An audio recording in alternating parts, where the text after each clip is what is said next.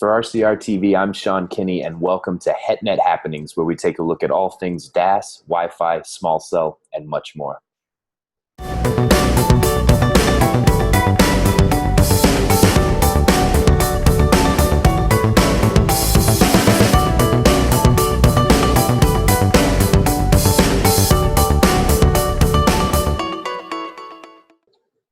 Hey, welcome back to HetNet Happenings. We've got a great show for you this week, sort of the namesake event. We went out to the HetNet Expo hosted by PCIA, the wireless infrastructure. It was held this year at the Millennium Biltmore in Los Angeles, and just really topical, really informative show.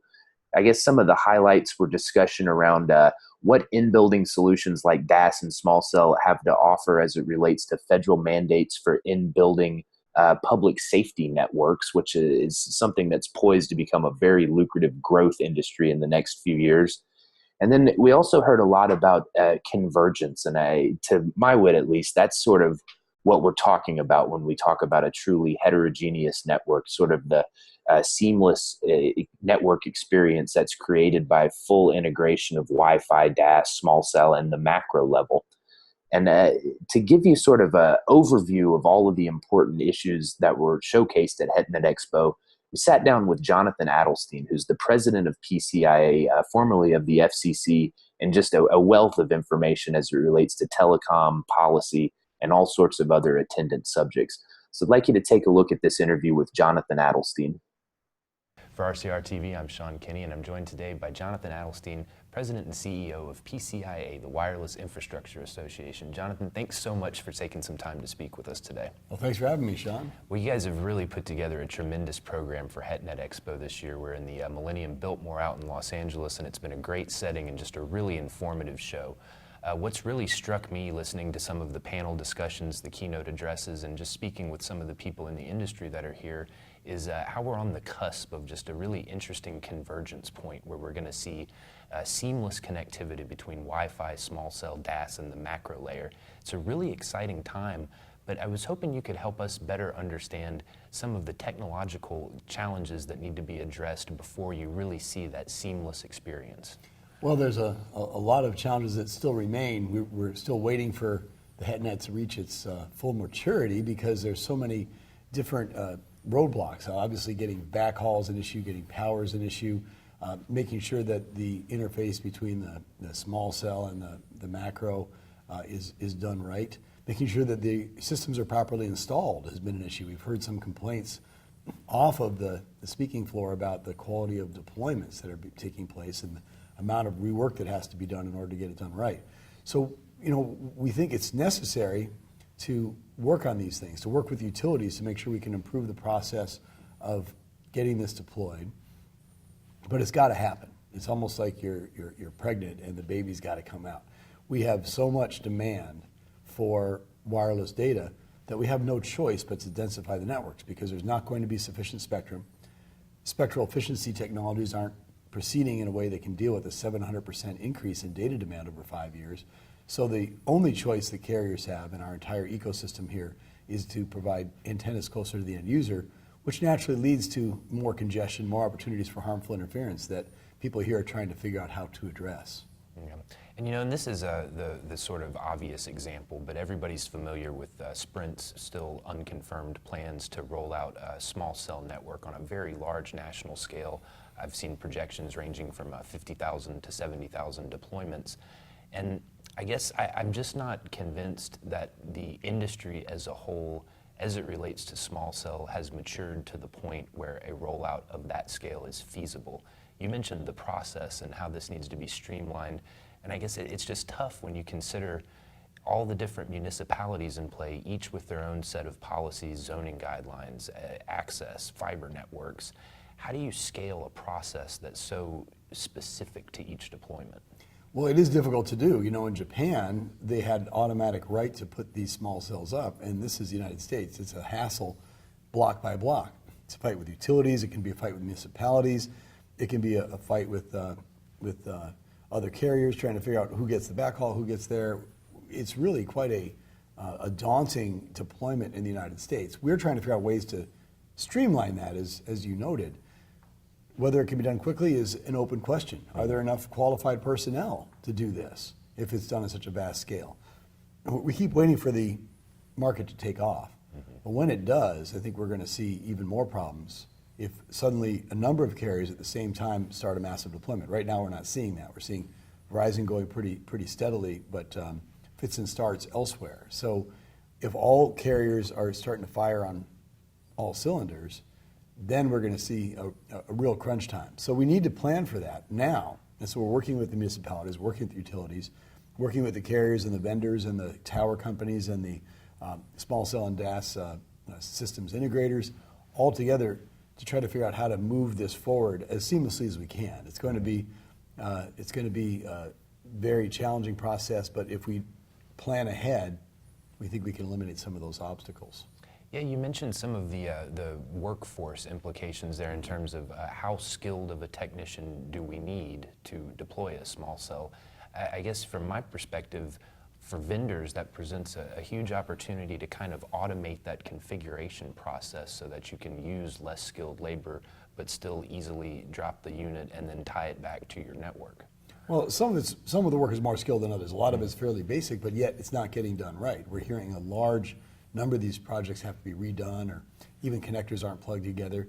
You can't just drop it and leave. It has to actually work. And in order for that to happen, I think we need to have people trained in the right techniques. So we're bringing the industry together. In fact, here at the Expo, we're going to hold a meeting of the carriers and the vendors and the equipment manufacturers and some educators to talk about what are the best ways to do this. How can we create more consistency in the process so that each job doesn't have to be a complex, customized effort that becomes much more costly?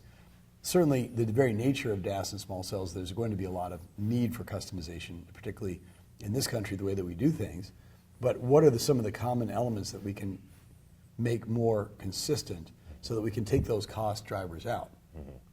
And you know, Derek Peterson, the CTO of Boingo Wireless, in his keynote presentation yesterday, he was discussing the relationship between DAAS and small cell, not as an either or, but as an and finding that sort of complementary way to integrate the two systems there.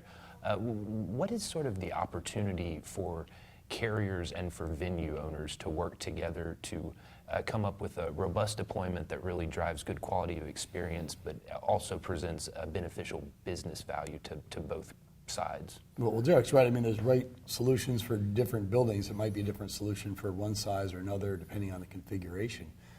Small cells work better in some settings, and DAAS is essential for others.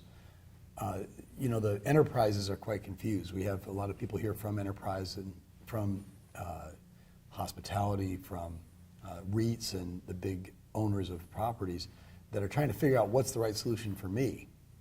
Or I just talked to a company that hooks up college campuses that wishes that he could get access to small cells, but because the carriers deploy them themselves, he can't get them to complete his systems.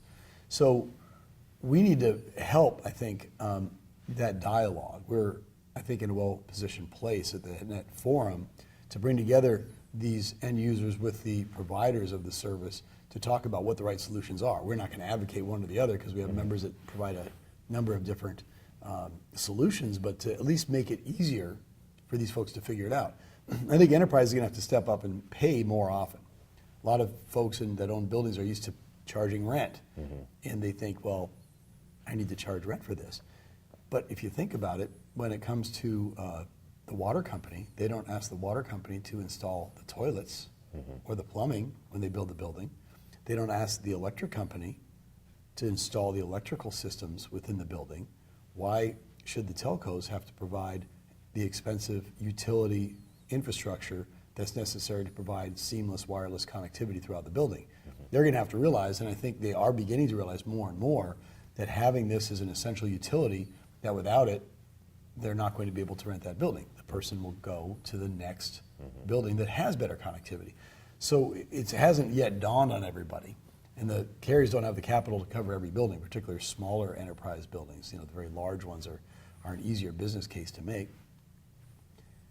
When is that going to happen? How is that going to happen? Our job, I think, at the HetNet Forum is to expedite that, to educate the enterprise community that this is something they need to start thinking about.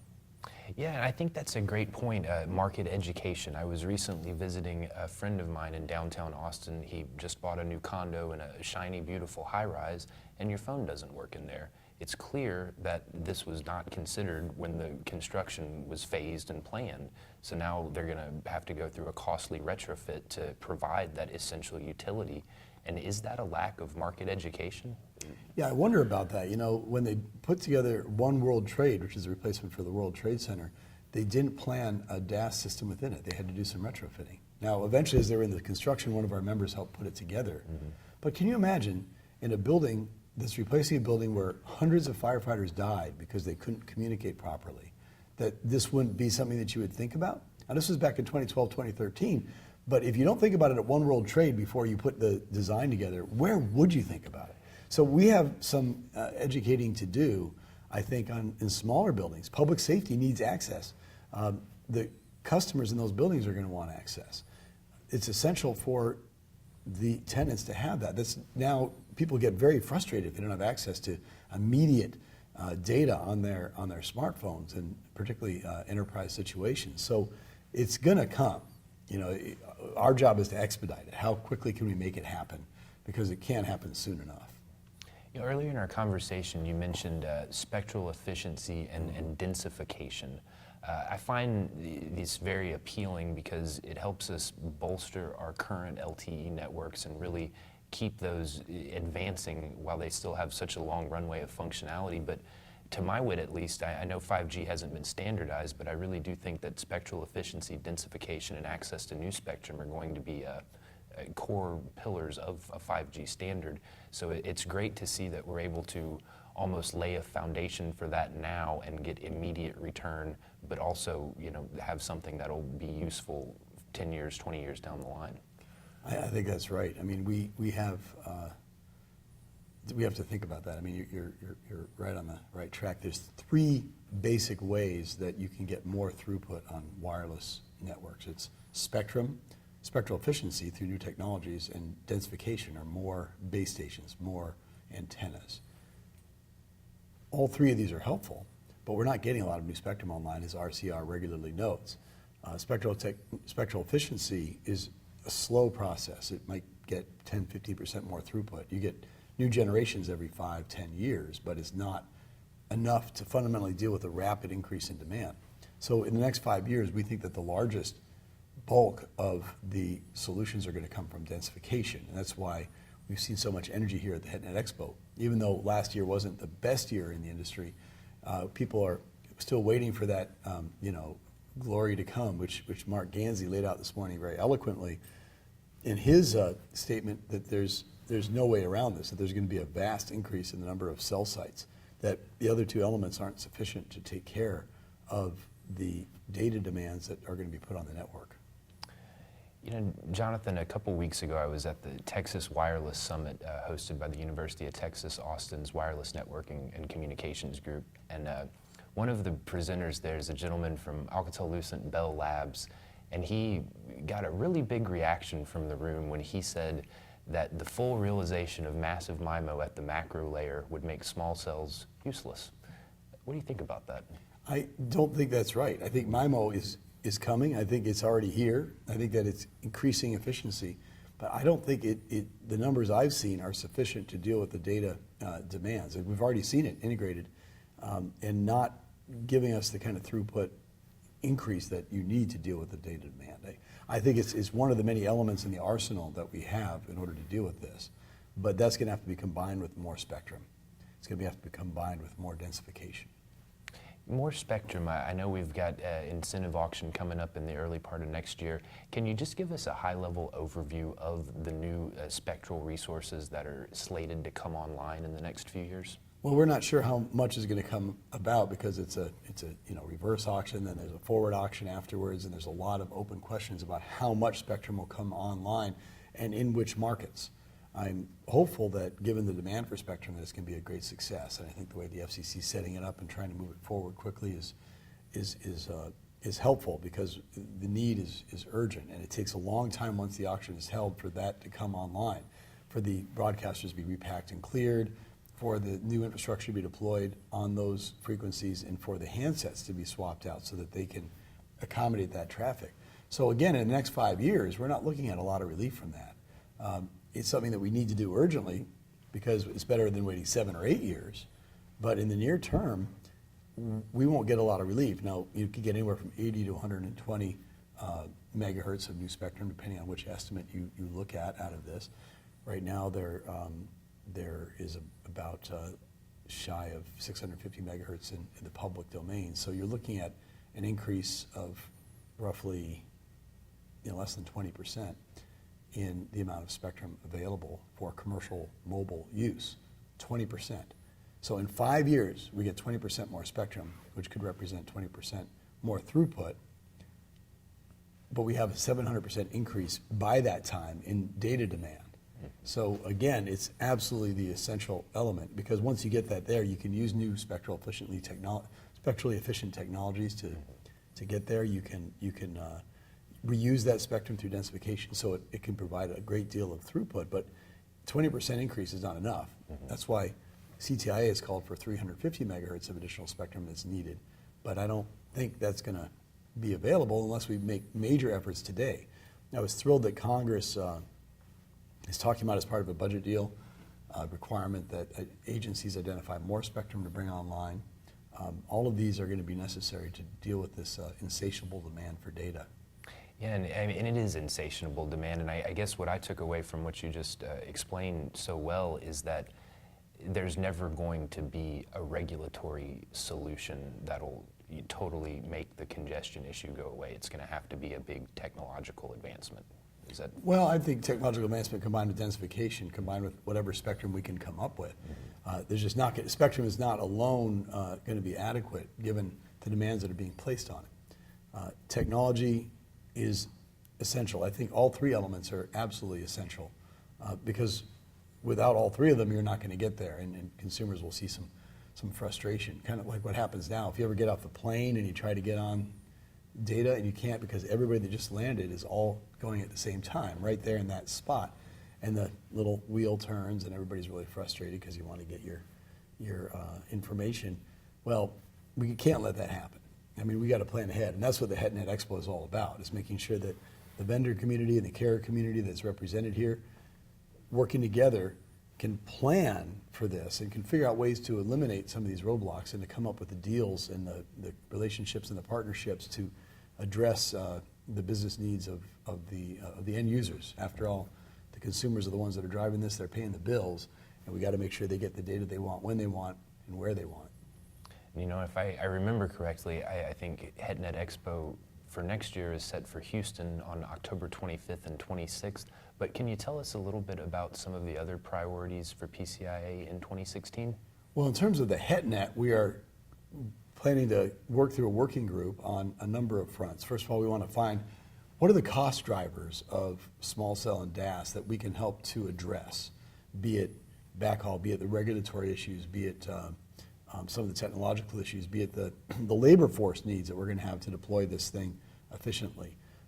So we're going to get together and come up with a plan for that. We'll try to come up with a training module along with it, working with our partners in the training world, including Warriors for Wireless, which trains veterans, to make sure that we get a better trained workforce and that we bring in new blood into the industry, particularly veterans and diverse communities. We'll also be working on the regulatory front. Right now, we've gotten the DAAS and small cells exempted from environmental and historic review if they're on a pole, but we're now working on historic districts. How do we get it done in historic districts while being sensitive to the needs of those communities? So we're pushing ahead on the regulatory agenda, we're pushing ahead on the sort of business agenda, the technological agenda, and the training agenda. It's sort of a full plate for 2016, anticipating that it's going to be a year, I think, that we're going to see an increased deployment of small cells and DAAS. Well, I really appreciate the hard work that went into such an excellent program here at the HetNet Expo. And Jonathan, thank you so much for taking some time to talk with us. Thank you, Sean. Appreciate it. And you know, that really was just the tip of the iceberg. If you'd like to take a little closer look at HetNet Expo, I'd encourage you to get on the RCR Wireless News YouTube channel, where we have the majority of the panels and breakout sessions posted there for you to take a look at. We've also got a lot of coverage of the event up on rcrwireless.com. And if you'd like to receive stories like the ones we produced at HetNet Expo, plus all the other topical ICT and telecom headlines, I'd encourage you to subscribe to our daily newsletter. Now, our regular viewers will know that occasionally we like to have a musical guest on the show, and this was a great opportunity for that because in addition to being a wealth of knowledge as it relates to telecom, Jonathan Adelstein's also an accomplished harmonica player. So let's take a look at Jonathan Adelstein playing harp, getting backed up by a local LA band, and this is a cover of Grand Funk Railroad. She's alright, my baby, clean outside. Don't you know that she's some kind of wonderful? Yes, she is. Some kind of wonderful. Yes, she is. Some kind of wonderful. Yeah, yeah, yeah, yeah, yeah.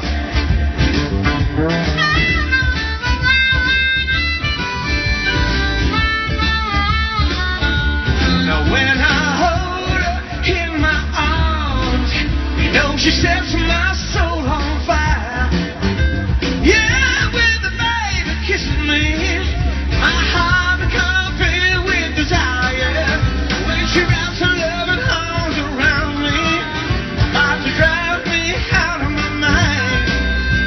Yeah, when the baby kisses me, tears are bubbling down my spine. She's alright, my baby, clean out of sight. Don't you know this? Some kind of wonderful, yes she is. Some kind of wonderful, yes she is. Some kind of wonderful, yeah, yeah, yeah, yeah, yeah. Alright, check it now. Yeah.